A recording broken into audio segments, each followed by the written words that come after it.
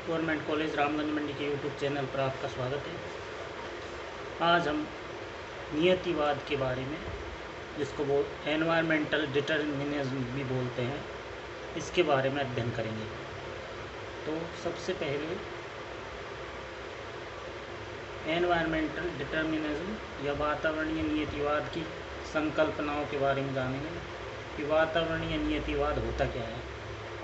तो वातावरणीय नियतिवाद एक ऐसी संकल्पना है जिसमें मानव को वातावरणीय क्रियाओं के अधीन माना है, यानी वातावरण मानवीय क्रियाओं को पूरी तरह से प्रभावित करता है।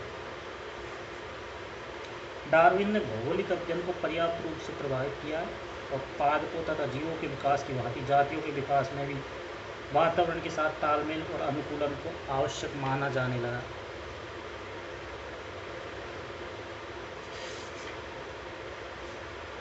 इस संदर्भ में शक्तिमान जातियाँ शक्तिहीनों की तुलना में आगे बढ़ना अपना स्वाभाविक अधिकार मान बैठी।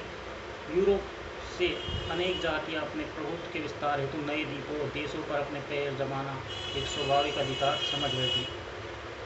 रेडजेल वातावरणीय नियतिवाद के बहुत प्रमुख समर्थक थे, जो इस दौरान अपनी रचना एंथ्रोपोजोग्राफी में इस बात को सिद्ध करने के लिए उत्सुक थे। रेडजेल ने एक बार कहा भी था कि man is a product of earth surface.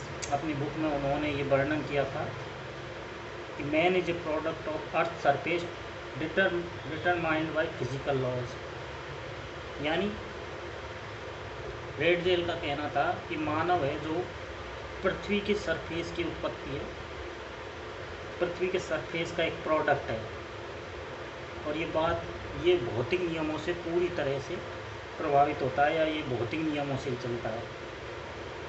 तो हम वातावरण नियतिवादी विचारधारा पर रिटर और हम्बोल्ट के मत को भी पढ़ते हैं।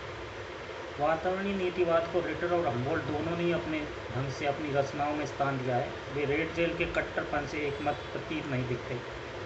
रिटर ने मानव केंद्रीय दृष्टिकोण झलकता है। वे मानव पर पृथ्वी का प्रभाव देखते हुए भी पारस्परिक रूप से मानव की क्रियाओं को पृथ्वी पर प्रभाव को समान रूप से महत्वपूर्ण मानता था। इसी प्रकार हम्बोल्ट ने वातावरण और मानव संबंधों को वैज्ञानिक रूप में देखा। उनकी मान्यता थी कि वातावरण मानव को अवश्य प्रभावित करता है, परंतु इस दिशा में कोई परिकल्पना निर्मित नहीं की जा सकती। इसके प्रमाण उपलब्ध नहीं थे। वह प्राप्त धारणाओं से संतुष्ट नहीं बन पाया था। वातावरणीय नियतिवाद पर हैकेल और बकल के नियतिवादी विचार। हैकेल पारिस्थितिकी विज्ञानी था। उन्होंने एक स्थान पर बसे जीवों में वहाँ के वातावरण के साथ अनुकूल हेतु परस्पर संबंधों का अध्ययन किया। इस विचार की और भूगोलविदों की ओर ध्यान आकर्षित किया। भूगोलविदों ने मानव जनजीवन और उनकी क्रियाओं को अन्य जीवों की भांति ही अपने इर्द गिर्द पर्यावरण से प्रभावित अनुभव किया। उन्होंने अनुभव किया कि मानव के क्रियाकलाप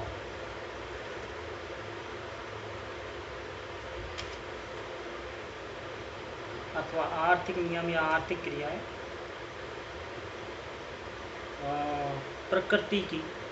प्रकृति के अधीन रहकर काम करते हैं। इस दिशा में बुद्धिजीवी वैज्ञानिक भूगोलवेत्ता दर्शन के वशीभूत अपने शोध में नवीन विधियों को स्थान देने लगे। वकल ने इतिहास की घटनाओं के निर्वचन में इस तथ्य पर जोर दिया कि इतिहासकारों और वैज्ञानिक विधियों का आश्रय लेना चाहिए। डेमोलिन्स का इसमें क्या विचार था? लेप्लेन का फार्मूला था पर से प्रभावित डेमोलिन्स भी घोर नियतिवादी था। लेप्लेन ने समाज पर प्राकृतिक बलों का उल्लेख किया। उसने कहा कि वातावरणीय कार्य की प्रकृति को निर्धारित करता है। क्रोपोत्किन, इसमें रेडजेल की शिष्या सैंपल के विचार क्या थे? तो कुमारी चर्चिल सैंपल ने इन्फ्लुएंस ऑफ जियोग्राफिक एनवायरनमेंट नामक अपने ग्रंथ की रचना की, जिसमें उसने रेडजेल की नियतिवादी दर्शन की पुष्टि वो पूरी तरह से पुष्टि करती है, परंतु उनका भी मत था कि शोध द्वारा यह स्पष्ट हो चुका है कि रेडजेल के अनेक सामान्य नियमों में परिवर्तन की गुंजाइश थी।